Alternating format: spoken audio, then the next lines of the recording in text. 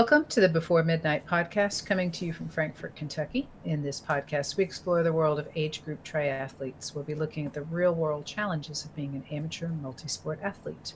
I'm your host, Linda Word, along with my co host, Brian Schenkenfelder. Brian, how are you today? I'm phenomenal, man. It's good times, man. Good times.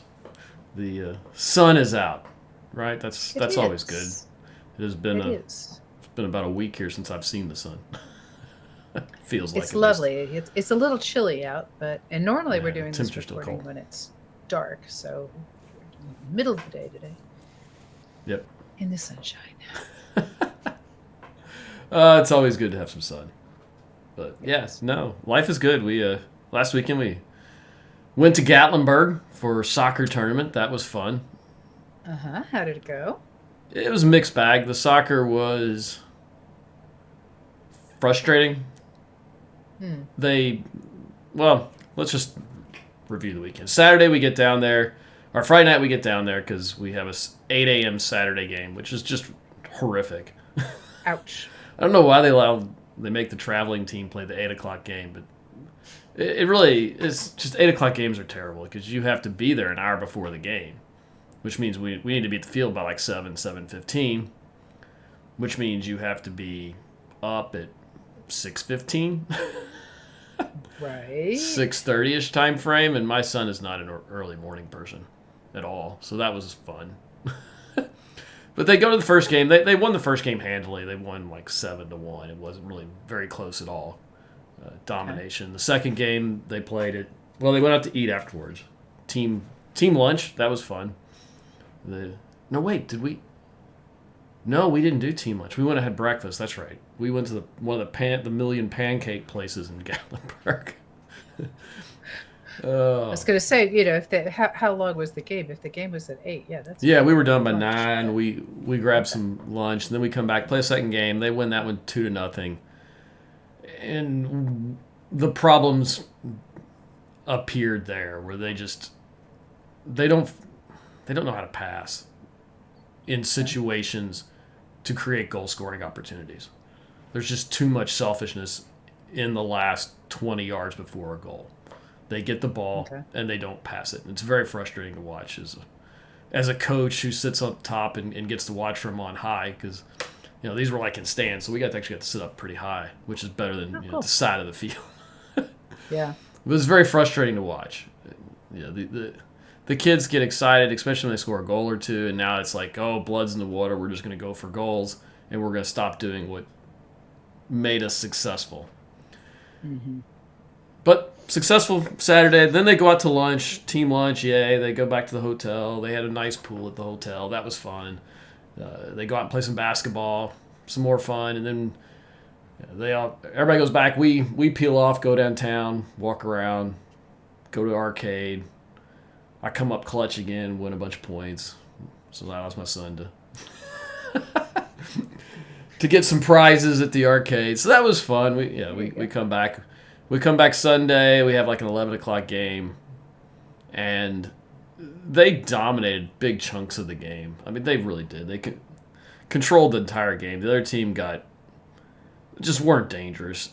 They got off 2 like long shots that were just bangers that went in. We lost 2-0, but it was not indicative of the game at all.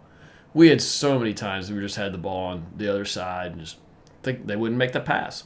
They wouldn't do what was necessary to score a goal. And it's hilarious because some of the best moments in the second half came when they moved my son up to one of the attacking positions, the outside wing attacker, because he would pass the ball. So the ball came out to him, and he would pass it back in the middle, and there were a couple of dangerous ones, and the other keeper made a fantastic save. It probably should have been at least one goal. But they had opportunities, and they just can't find the back of the net. And a lot of it's because they try to do too much. Too much hero ball on this team, especially in the end of it. That was disappointing. But we had to drive back.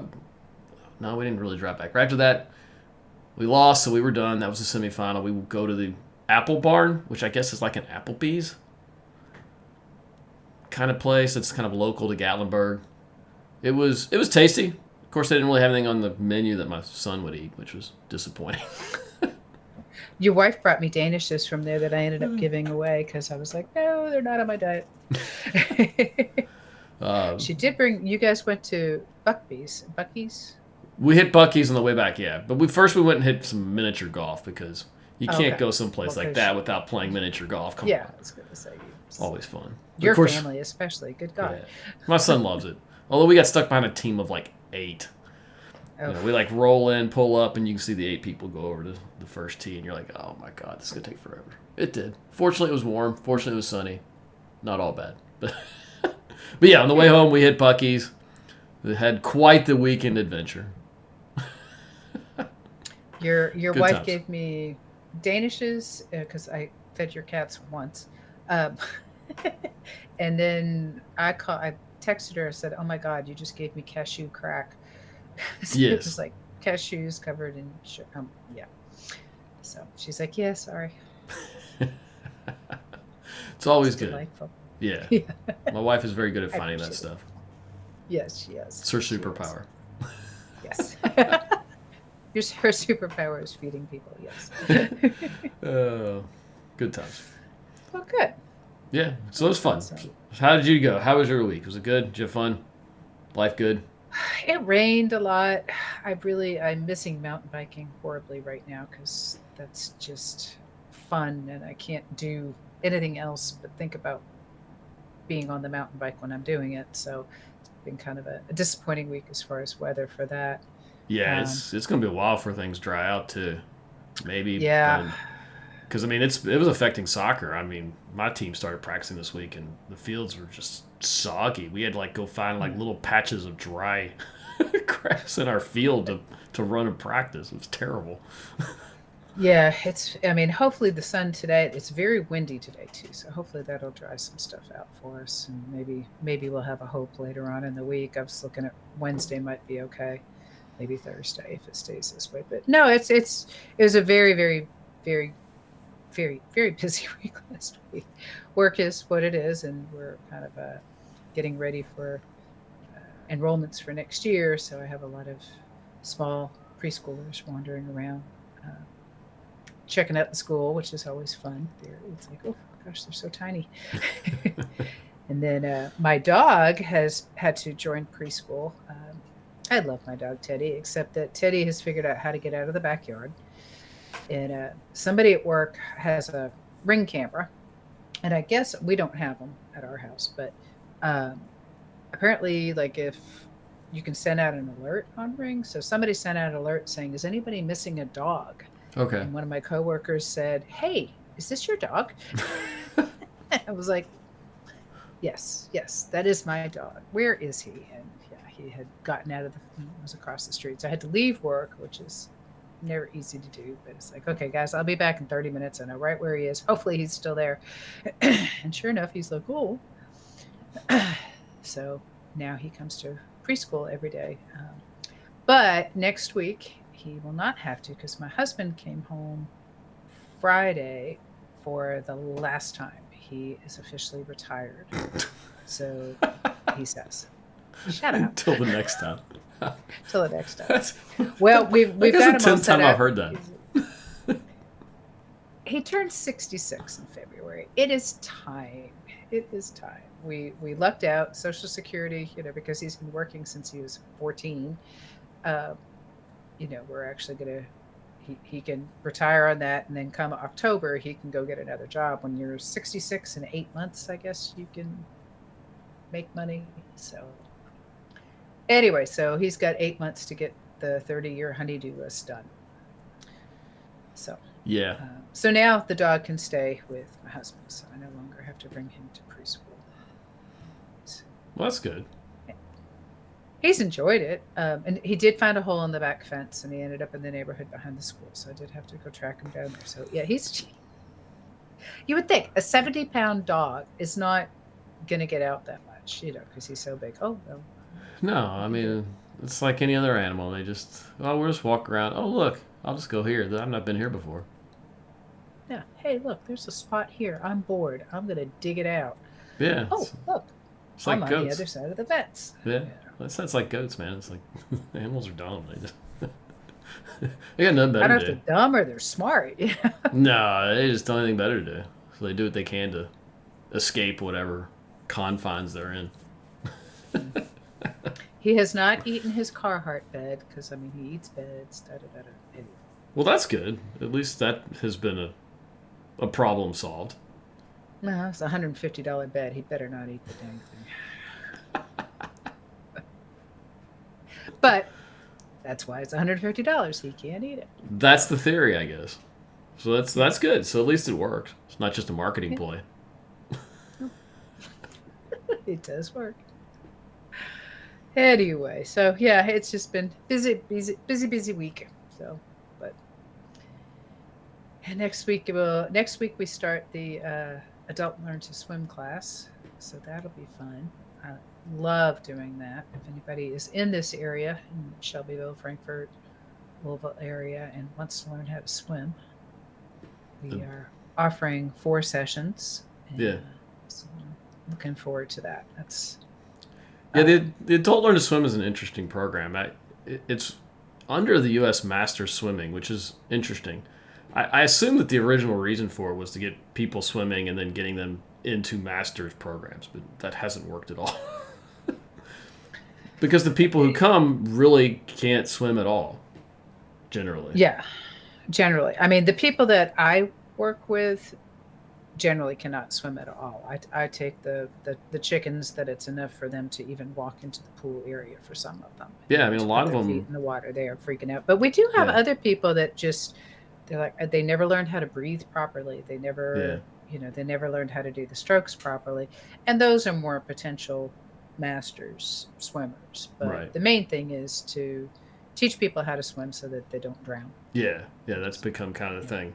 So it's more of a, I guess it's become more of a community service for masters than anything else. A way to kind of give back to the community. Because, I mean, it's nice to be able to help people who don't know anything about swimming and so that they don't drown. Right.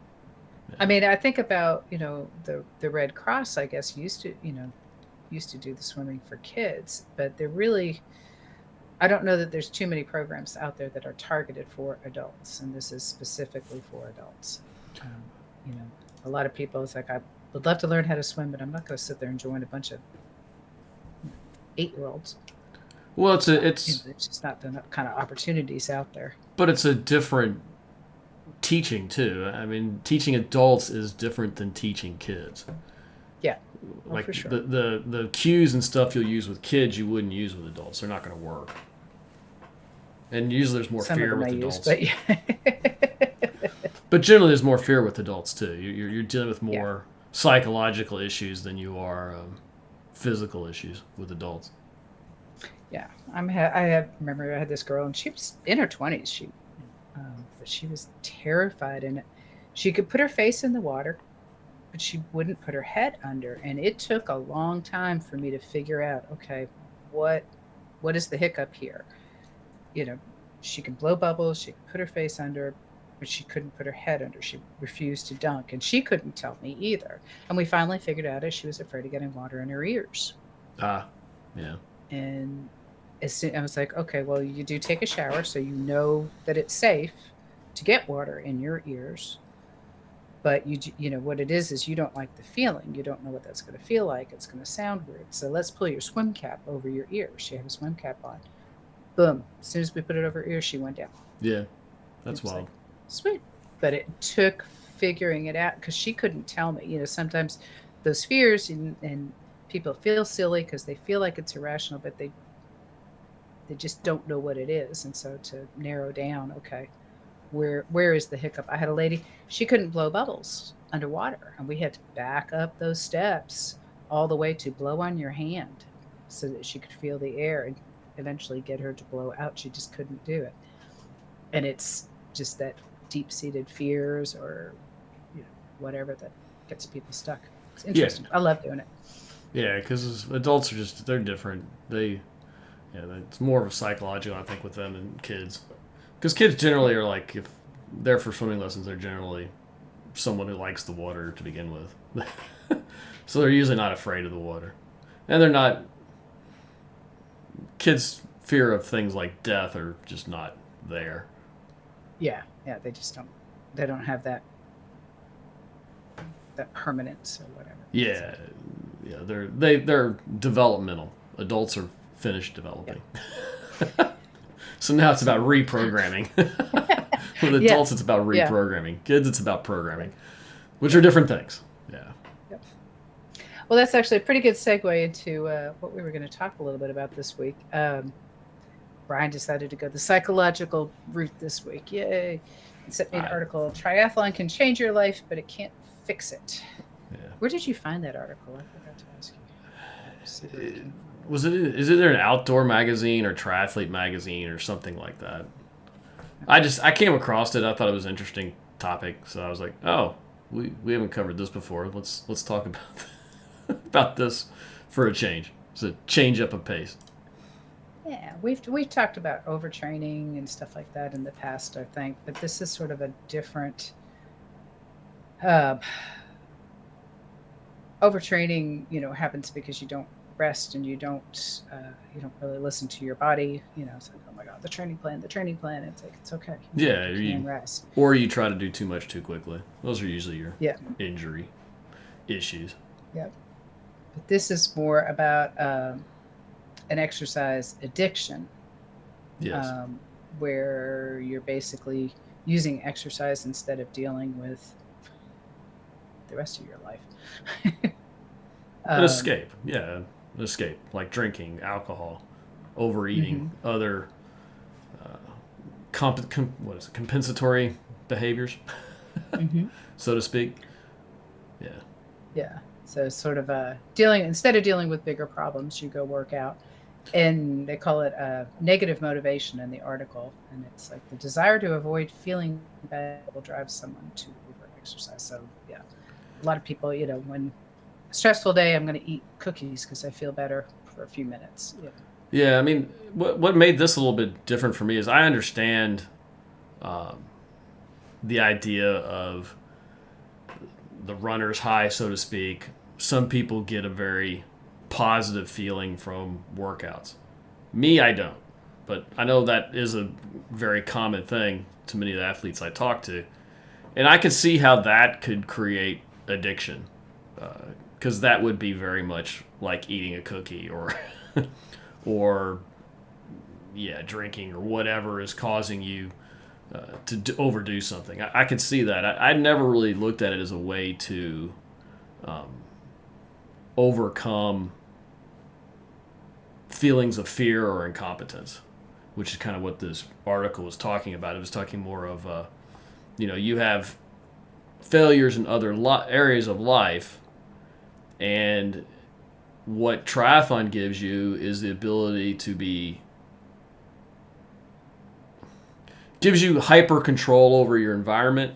It's data driven. You have all of these things that you can control, and you run to training as a way to gain control over some aspect of your life, and the addiction coming from that success too. To have that positive control, and have a success. And I mean, I just never had thought of it from that standpoint, that you're using, the fact that it's a part of your life that in theory you can have a tremendous amount of control over, that's where you escape to gain control over other areas of your life where you feel not so much in control, which is interesting to me.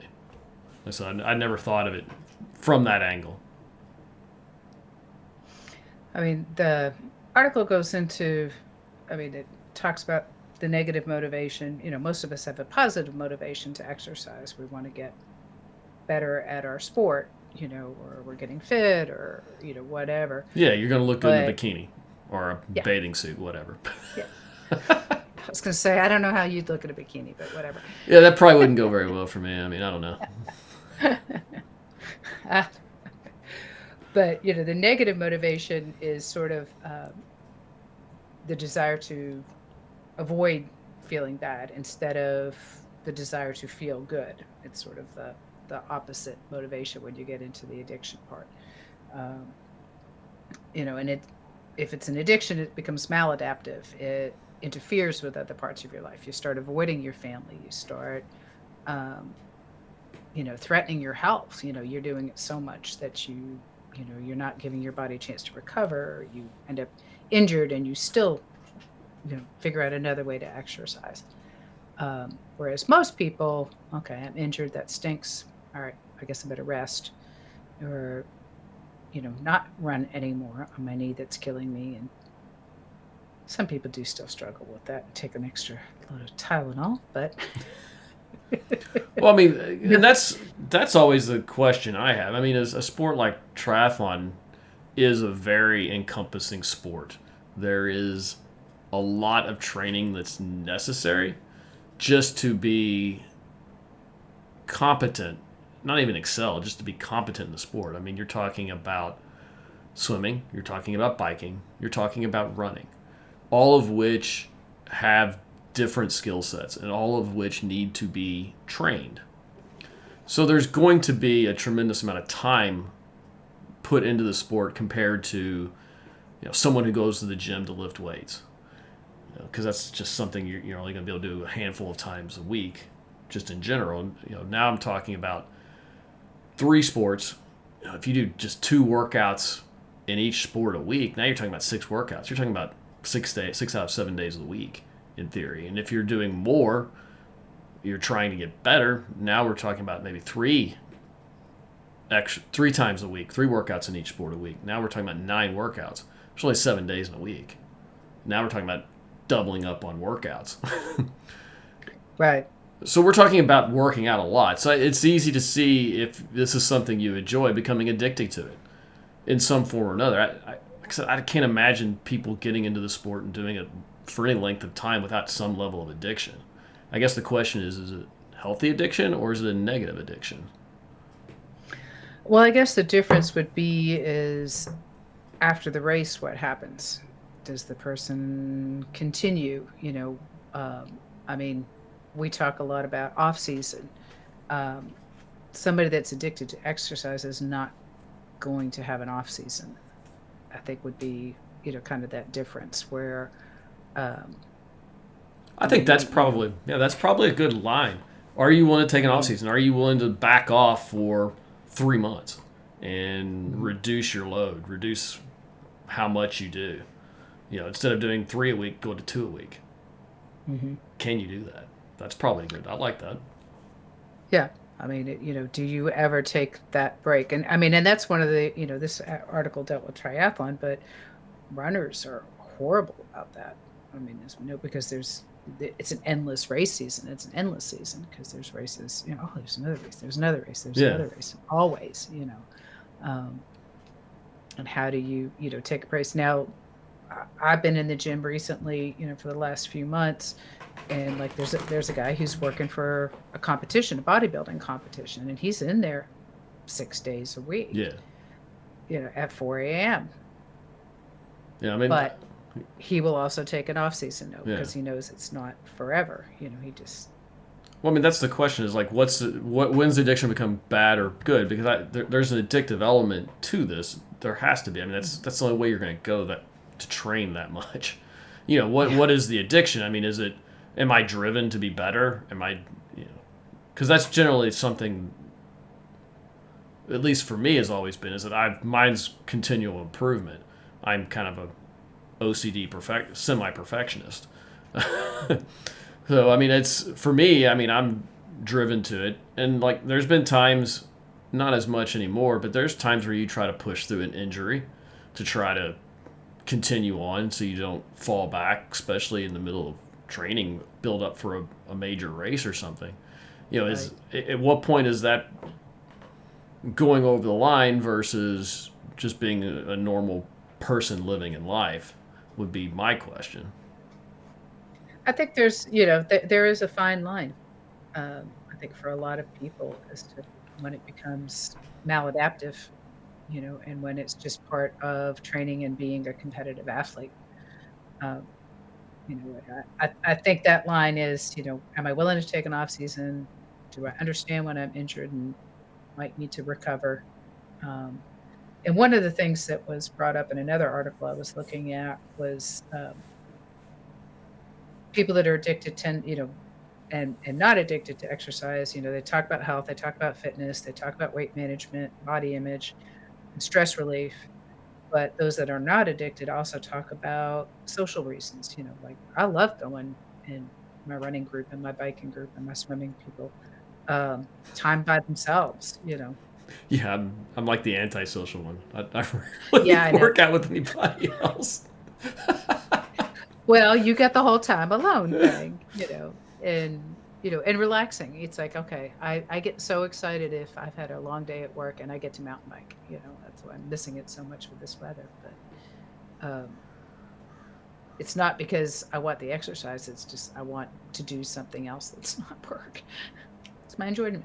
So always gotta have balance, though. I mean, between it all. Yeah, I mean, because that's always for me is like when we start talking about things like this is what point is it does it become bad? Because it's like I remember like in this talking about working out when you're feeling sick. I'm like, okay, that's that's just about everybody who's trying to build up is okay. I'm sick. When is that line of sickness go away that I can at least continue my fitness? And you're going to push those limits. Especially injuries are the same way. How many? I don't know anybody who hasn't tried to push at least an injury to the point where they can't do it anymore and it's too far. I mean, I was talking to a gentleman not too long ago who had a foot injury running. He came back. It turned out like 2 or 3 months later that he actually broke something in his foot, and he just was pushing through it because that was the thing. And is that bad? Is that good? I mean, that's where like articles like this kind of leave me like, okay, how do we know it's bad? I guess that's really I think the question we got to ask ourselves here now, because we know that this is the type of people who get into triathlon are generally somewhat motivated. They're going to have some addiction to it just because of what it is. So when is it bad? I guess that's the question we're asking here. Well, it's sort of those people that are addicted to sitting around on the couch and watching TV. Which addiction is better, or computer games, or I don't know. Yeah, love me some computer games. New Fortnite season, woohoo! Sorry. That's one of the few times my son will actually play with me is when it's a new season. It's kind of a tradition for us now. There you go. Yeah, but just keeping that balance, making sure that you are still in touch with your family and that you're not disregarding all your other obligations because you have to train. Yeah, I mean, you've got a couple things here. I mean, look, life is about balance to a great extent, and you have to be able to balance the 3 or 4 different aspects of your life. I mean, you've got your family, you got your house, you got your job, you've got potentially whatever your friend network is. You have all these elements out there that you cannot ignore all of them for one. I mean, that's the same problem you people who are addicted to work and they're working 80 hours a week and don't find balance in life. That's right. I mean, that's kind of the reason we talk about an off season. If I go to an off season where I'm not training as much, what does that free up? Time for balance, time for me to go out and enjoy those other things in life. The triathlon season is nice because the off season is around the holidays, so it allows you to really kind of focus in on some of those other areas. But you have to find balance. If you don't have that balance, I would be willing to say anything's destructive if you can't find that balance. Yeah. No, I agree. I mean, if it's not this article just happened to address triathlon addiction, but it could be anything, learning how to focus, to pay attention to problems and, and fix them if it's work or whatever. I mean, I find a good run helps me clear my head so I can think about how to solve whatever issues I'm having, but rather than just running away from them. So, yeah, I mean, interesting. Yeah, because as I sit here, I start thinking about, like, okay, where do you need to find balance in life?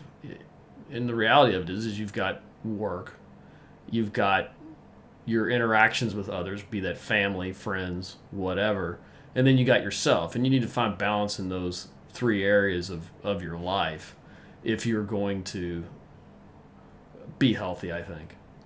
And that's what I think it's probably good to sit back and reflect every so often, like, am I finding balance? Am I finding that right balance between the three? It's okay to go all in one of those areas for a short period of time.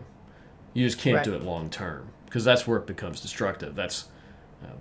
And training it's really easy to figure out when training is destructive, to be honest. Are you injured? Yeah. Are you injured regularly? Are you sick regularly? Are you sick regularly? Overtraining is much easier to see than like addictions to work and other areas where you can't always see tangible elements to tell you, give you tangible feedback to tell you that you may be overtraining. So that is one good thing about a sport like triathlon, is it will give you tangible feedback if you're trying to do too much.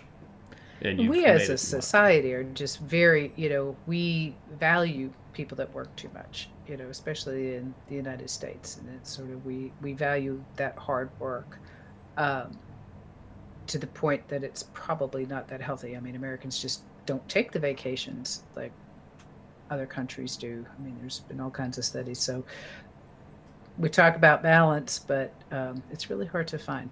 So hopefully triathlon at least has it built in with an off season. Take that off season, people.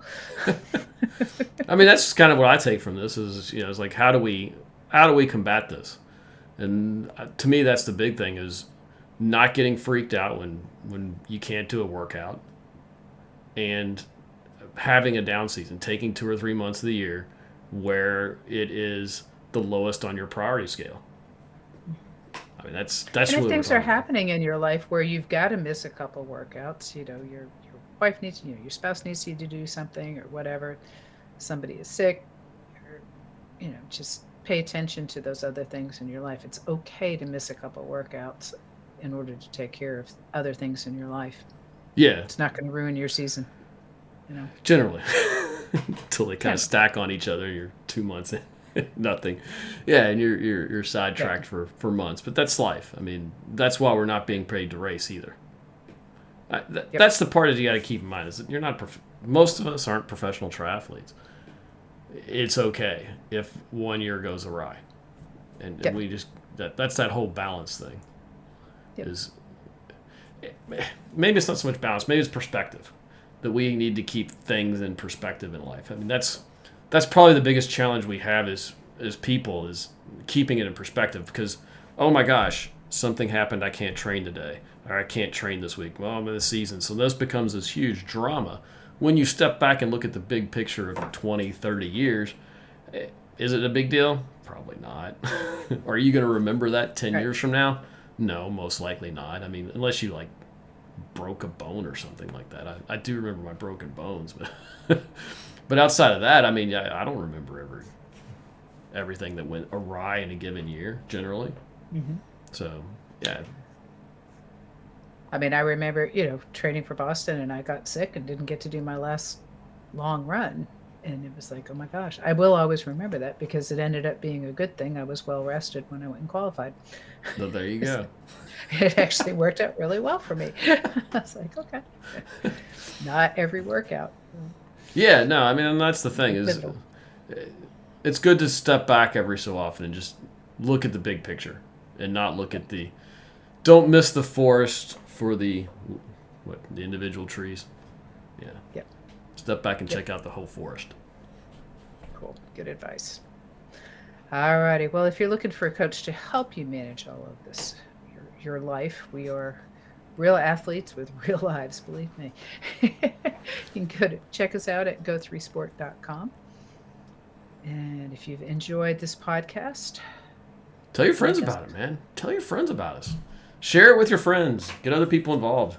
The more the merrier. Helps us keep this podcast going. The more people listen to it, the more excitement we have, and the more driven we are to keep producing on a weekly basis. And if you haven't already, subscribe. get future That's content. Awesome. You all have a great workouts this week. Remember to take care of yourselves, and we will see you again next week.